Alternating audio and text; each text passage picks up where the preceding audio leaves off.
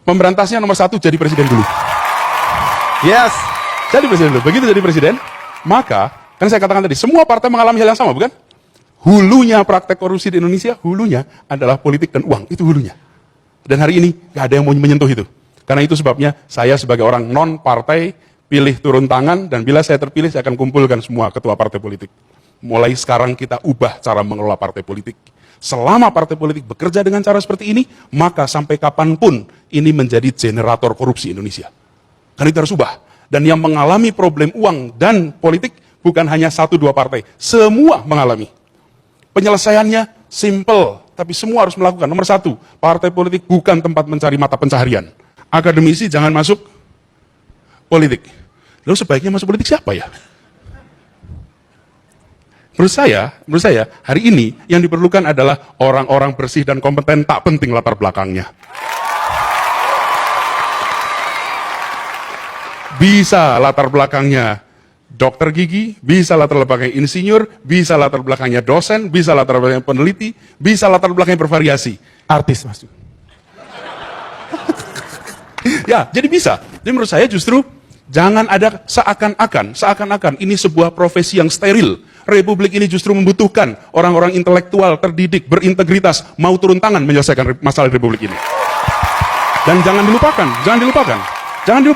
bendera merah putih kita berdiri kenapa? Karena kaum intelektual mau berjuang melawan kolonialisme.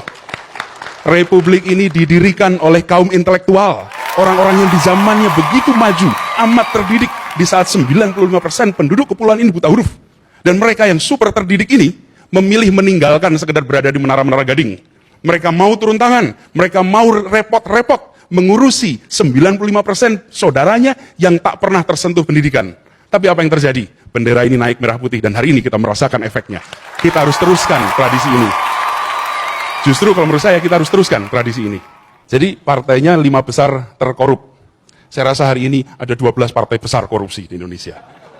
Semua partai Indonesia hari ini terkena yang namanya praktek korupsi. Dan kalau kita tarik di luar itu, kita masuk ke pemerintahan, kementerian mana yang bebas korupsi. Kita tarik lagi ke private sector.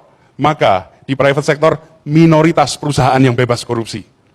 Praktek korupsi di Indonesia hari ini adalah wajah kita hari ini. Wajah kita hari ini. Ketidakjujuran adalah pemandangan di mana-mana. Bahkan beberapa waktu yang lalu, beberapa hari yang lalu di Bandung, ada yang sempat tanya, Pak Anies, kenapa para petinggi-petinggi itu selalu suka mencuri uang rakyat? Siap tidak jadi pemimpin yang tidak mencuri uang rakyat? Saya bilang benar, pencuri-mencuri ada di pemimpin dan ada di rakyat. Kita semua mengalami, saya tantang Anda hari Jumat besok, beli sepatu jam 10 pagi, lalu pakai sepatu itu Jumatan dengan sepatu barunya. Mau nggak Anda? Berani nggak lakukan itu? Poin saya adalah hari ini ketidakjujuran ini masif. Kenapa? Menurut saya ada pembiaran yang luar biasa. Ada pembiaran luar biasa. Yang membiarkan siapa? Kita semua. Karena itu kita di sini kumpul, kenapa? Kita tidak mau membiarkan ini berjalan terus. Kita harus mulai hentikan ini. Jadi, saya katakan, ya, Partai Demokrat, partai-partai yang lain, ada kader-kader yang korupsi. Tetapi, konvensinya adalah proses benar untuk mencalonkan seorang presiden.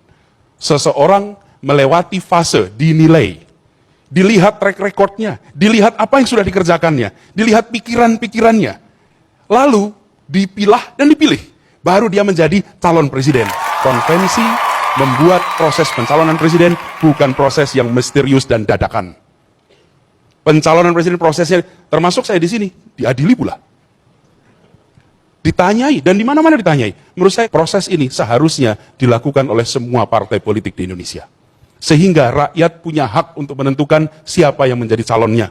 Kita bahkan menyaksikan, ada yang sudah jadi capres dan cawapres, nggak tahu asalnya dari mana. Tahu-tahu sudah jadi capres dan cawapres. Pertanyaan kita, what makes you capres dan cawapres? Dan ini yang dikerjakan Partai Demokrat adalah cara yang benar. Partainya tidak populer. Dan di situ kemudian saya harus memilih antara cari populer dan atau pilih langkah yang benar. Saya tidak cari popularitas, saya pilih langkah yang benar. Dan konsekuensinya panen kritik sana sini, nggak masalah. Bukankah kita selama ini selalu takut, selalu kecewa menyaksikan pemimpin yang hanya mau populer, bukan?